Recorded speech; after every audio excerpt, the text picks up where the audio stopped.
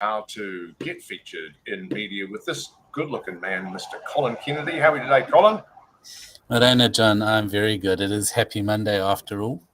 It is always Happy Monday. It used to be my style kind of sign on. I used to say to people, Happy Monday, and people go, Why would you say Happy Monday, John? It's like because at the time I lived lived alone, and I look forward to coming to work. What about that, eh? Some people could almost see it as cruel, Happy Monday, a cruel thing to say. Well, I think it says a lot about whether you love what you do or whether you see work as just a means to an end. I think, isn't it? Do you love what you do, Colin? I do, and that's been communicating since high school, I guess. And we will get into that one. If you're joining us on the live, today will be the next 20 minutes or so. If you have any questions for Colin about media questions, about being featured in media, please drop a comment into the box below, and we will endeavour to get back to you. Now, a lot of people don't know who Colin is. So who is Mr. Colin Kennedy? A few things about you that perhaps the audience doesn't know. Thanks, John. Well, the business is called Iron Road Communications, and that's pretty much something we've been doing since high school, I guess you could say. But I studied journalism, and that was after a teacher told me that one day he wants to read my books. So I went to the library and I had a look in the library to see what do authors do, and most of them were journalists at that point in time, or I don't know, maybe it was a terrible fate that I opened all the books where the authors had been journalists. So I decided I'd go and study journalism. And I worked in journalism. I worked in news. And after I got out of the army, I worked in news in South Africa, including the transition of apartheid to democracy. I got to do cool things like meet government people and people like Nelson Mandela and spend time with them. Moved to New Zealand in 1999 after sort of, I guess just before I left, I was in mostly public relations and marketing. Came to New Zealand and ended up again in journalism. Go back to where you start.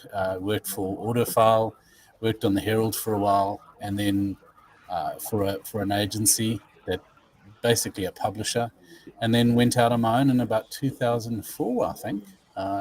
With the idea of doing public relations and doing content creation and that sort of thing.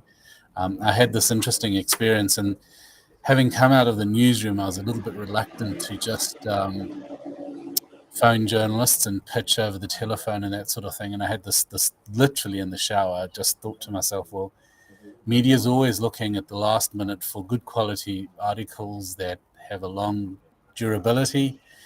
And because ads get pulled at the last minute and then they had to plug in a story, of course, that's all changed. But I started creating articles for clients that are called fillers and putting those out and turning them into blogs. And then in about 2006, I found out that was called content marketing. And that's pretty much what I've been doing, is marrying media and content marketing for clients since. And on a personal note, you have a blended family, as I understand. I do. Well, I'm a father to 3 daughters, and at one stage, even the dog and the cat were female. We became foster parents, and yes, she's a daughter as well. So, a house full of women for the most part. We've got one male in the house now, so that's good, and the dog who. A male dog as well. My daughters wanted a dog, and I told them they could have one on condition he was a male. And so we got this boy dog, but he sold out to the woman within moments. But since then, we've had DJ join us in the house, so there are now at least 2.5 males, counting the dog, and the rest are all women, which makes for a very interesting life, a very good life. And yet, it is something that you're especially proud of, because it's that is I guess what shows up is your commitment to being a great father. It is, yeah. I wanted to create strong girls. and make sure that my retirement was well looked after as well. I remember this. I was sitting at Christchurch Airport, and this old guy came along, and he was shuffling along, you know, as best as he could.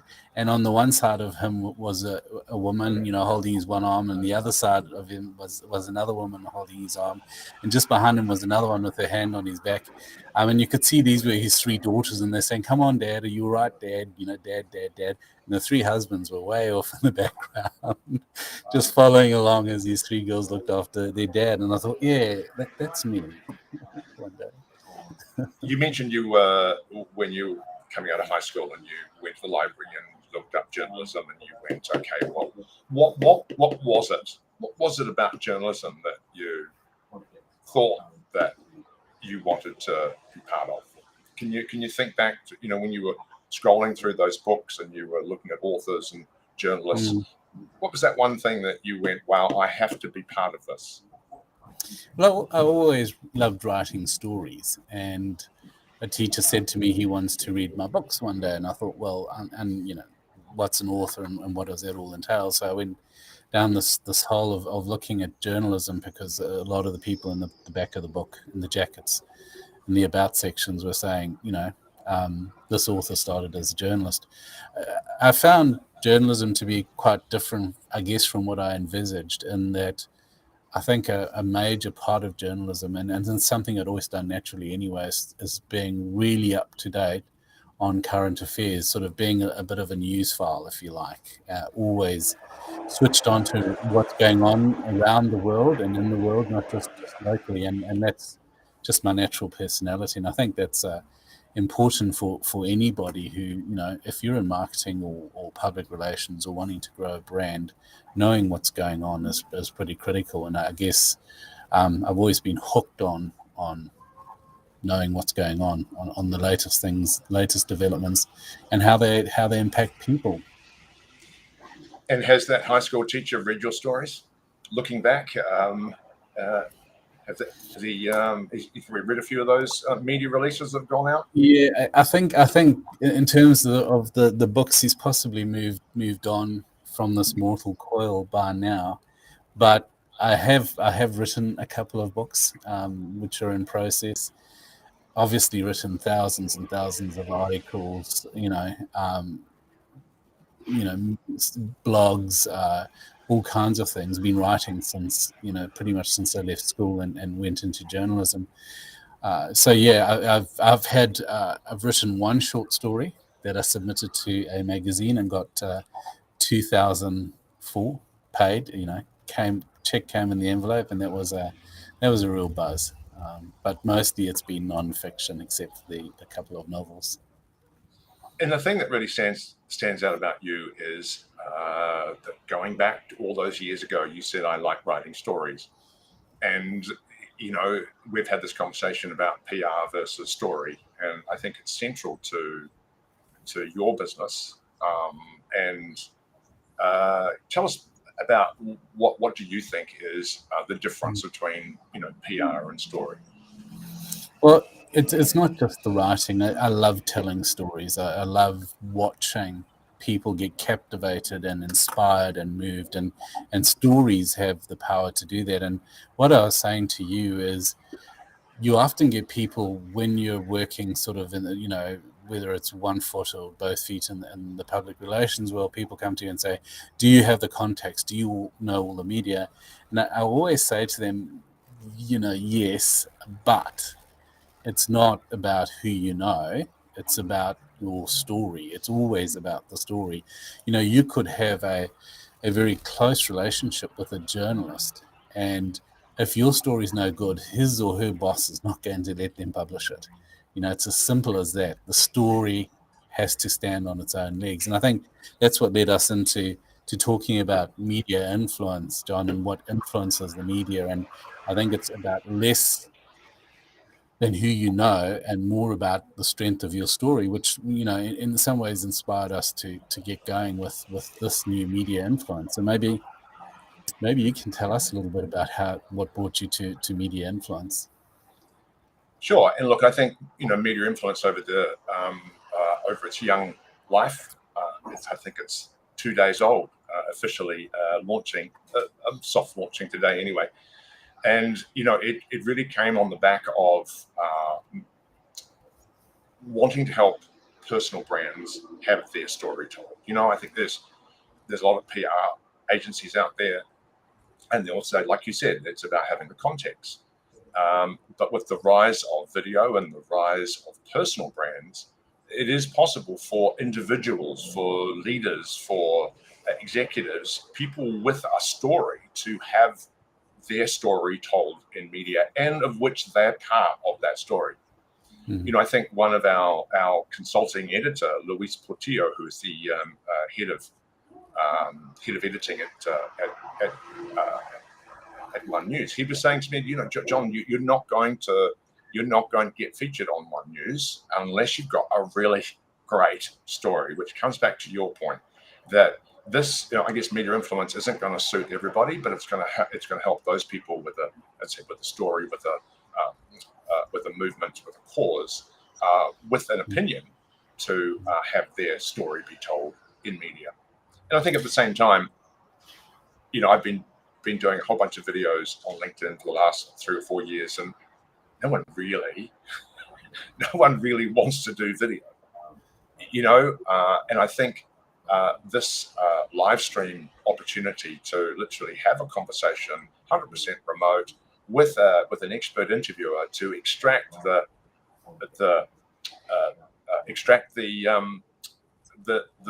IP and that story by a good interviewer out of that subject is just so much easier than trying to do a pre-recorded video for LinkedIn and Facebook. So for me, I don't really like to use the word bundle, but it's a combination of being able to, if video can build trust faster than a still image, then it's going to work by putting video content, exclusive video content, in front of those journalists to build that brand for journalists as well as for your social media audience.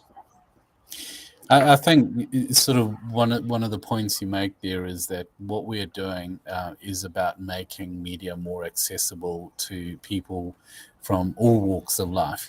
There's been this perception, I guess, that you need to be a corporate, that you need to be, wealthy to use PR or to benefit from public relations because of huge agency fees. Or, if you want to get an agency and they've got all the contacts, they're going to charge you an arm and a leg. And to a large extent, that's true if you do it the traditional way. In reality, the media is not interested in who you know and who your connections are. And of course, that might help a little bit, but they're interested in your story. And it doesn't matter who you are, how big you are. If you've got a good story to tell, they will, by and large, listen. And so it is about what we're doing, about media influence, making it accessible to, making media, making video accessible to small business owners, to CEOs, because we all know the CEO brand is also what carries an organization forward as much as anything else. But you're right, it's about that story carrying forward. I think it's just with that rise of personal brands and video over the last 2 or 3 years. I mean, this really, if we're looking at, we're relying a little bit on great technology, but the quality of the video output is just tenfold to what it was 3, 4, 5 years ago. And I think there's a great opportunity to really influence both your social media audience and your media audience to grow by telling a great story. And that's where you come in, Colin, right? Can you give us an example? Can you give us an example of some of the successes you might have had with clients? Well, as I was saying to you earlier, it's not how big your business is. It's not how famous you are. If you've whatever you've done in order to have the credibility to be featured in media, to have media look at you. I think one of the key things is if you look at a couple of examples of clients I've had, one, for example, and I'm sure you'd be happy for me to mention him, is Daniel Watson, who from Vertec, a medium-sized IT company specializing in cybersecurity. We started creating articles, press releases for him, just one a month over a series of months. What he had to say was interesting. It was about bringing out the story, and as we did that more and more, I think one of our first or probably the third or fourth one, we talked about how working from home and having teenagers creates potential security backdoors for cyber criminals to access an organization through the family home, because people were working from home, and I think that got into the New Zealand Herald, and from there he's moved on to he has in fact been featured on TV1 News just before Christmas, frequently on Radio New Zealand and News Talk ZB, with those articles, with those press releases, and is also doing Tech Talk on Radio New Zealand on Tuesday mornings, and that all came out of helping him to engage media. That's right. And I think for me that is the ultimate. Yes, it's I think in business we're looking for a steady stream of trusted people who can support us and grow us, but that opportunity to be featured in media, to get a call from a producer at News Talk ZB saying we want to have you be interviewed on XYZ show, is just, it really does lift that spirit. And I think we're so focused on, from a social media standpoint, we're so focused on building LinkedIn, building Facebook, and the only way to build that organically is to do it quite slowly. But once you get interviewed on a breakfast or a 7 Sharp or AM show or Radio New Zealand, there's you're just reaching a whole new audience, and I think for the opportunity for a business owner to grow is just sort of tenfold. Just opens up so many more doors. So that's where I'm excited. I remember back in the day, in my youth, my father and grandfather were radio broadcasters, and they'd often be featured. Mind you, it was the Auckland Star back then. Remember, Colin? Auckland Star back in those days was a bit of New Zealand Herald to do with what they used to do, and I thought it was just kind of part and parcel. It's kind of what happened when if you were somebody, you got approached for being a sort of picture on the paper. But these days, and I think these days as well, with the opportunity of so many more media formats, we're able to create video content of people for those digital platforms. It really is. It's not just about having a story written. It's also about having little short snippets that we're able to cut down and put those in front of those journalists for them to be able to sort of reshare through their digital site. So look, it is exciting. I think we've also seen a kind of democratization of media, in that it's now open to anybody. It's not just the elite few who can access. And I think if we look at your work and what you're doing, because you obviously have quite a strong broadcasting background, and maybe you should tell us a bit about that. But also the work you're doing is helping people, who have something to say, who have a message, who have something valuable to say. You're helping them to actually say it well, to access media, to get online, and kind of bridging that gap and showing them that it's not too hard if you're having a conversation. And like I said before, being interviewed is just so much easier than recording a pre-recorded video. But that's right. I think it's kind of power to the people, isn't it? It's an opportunity for people to share their voice and have their voice or have their story be told. Because radio has always been very good at that. It's always given a voice to everybody, not just the elite few. And you have quite a lot of radio in your background as well, don't you? Might be sort of running in the blood, Colin. Yes, I think started with the grandfather who was known as the Radio King of New Zealand, 1937 to 1960, and then Dad followed in his footsteps, and then little old John came through in the late 80s, early 90s, and look, it was radio. I still, all those people that I work with in radio are still around, and they're still great people and still great friends, and we still communicate. You don't ever lose those connections. But do I have any secret agenda to being back on News Talk ZB or somewhere?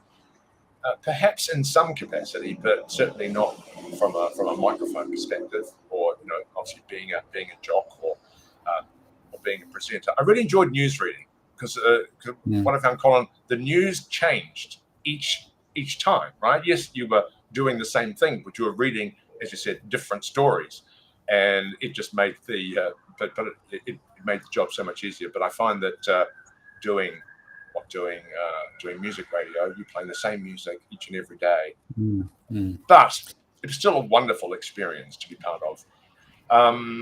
Well, I guess our job now is helping everybody else do that, isn't it? So it's absolutely helping everybody who's watching this or listening to this have that same opportunity. I think that's what's really exciting. It is, and Media Influence is launching this week. So if you'd like to join the waitlist, you can join the waitlist at mediainfluence.co. Colin, any little tips for writing a great story? If people wanted to go and do that themselves, rather than come and see you, which I would advise that they come and see you first. But is it about what sort of tips would you give around framing a good story to be featured in media? I think there's a couple things to bear in mind if you not only want media to pay attention to your message, but if you want the audience, your potential audience, to pay attention to your message. So whether you're doing your own live stream or doing a live stream with John, or your own media releases, or doing media articles through us, there's a few things that are important. One is always make it about your audience. Yeah, you might be launching a new product, for example, or you might be trying to raise awareness about a certain issue, but it's always about bringing it back to how this affects the audience. So you always make that message about your audience. Never talk about you more than a little bit. The other thing is, if you want people's attention, I always say, if you want people's attention, talk about what has their attention. So what's going on currently in the environment that's occupying their attention, that they're talking about at the water cooler. What are the conversations there? We have Ukraine going on. We have cost of living crisis going up. We have COVID. The art is to insert yourself into that conversation. Talk about what already has people's attention. Add value. And another quite important one, John, is and something that goes a long way with media is, what can you say? What can you offer? What advice? What education can you give to people? So that, again, the message is about them, less about you. It is about staying consistent. It's about staying visible, and it's about making sure there's an emotive, part to whatever your messaging is. I think the visibility is quite important. The more, another thing I always say is, the more visibility you have, the more business you will do. And this even applies to media relations. If you can be getting in front of journalists on a regular basis, minimum monthly, and at first they might not pay any attention to you, but the more you appear on their inbox, the more you appear in your world, the greater the visibility, the greater your brand becomes amongst the media. Build your brand with the media before you go out and build it with a broader audience. And you'll start to get traction. People, journalists and others will start to look to you for comments and thoughts, because you're there, you're present, you're visible, and you know what you're talking about because you educate people. How's that, John? Does that work? There were six. You are so good. You are so good, Colin. Thank you so much for your. Yeah, I could have talked for it. Yeah. I know you're a journalist. You're very good at talking. But lots of value in there as well.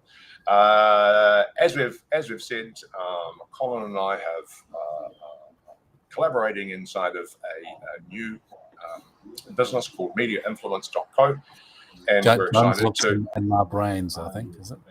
What's that again? Your looks in my brains. Oh, something like that. What? Yes. Your creativity and my doability. anything is possible. And we look forward to having more of these. And of course, like any other business leader or executive, we're going to eat our own dog food. We're going to do these live stream interviews, and then we're going to send out a media release to media. In fact, we might have been about to get one out this week. So, Colin, thanks so much for your time today, and look forward to working with you on this. Thank you, John.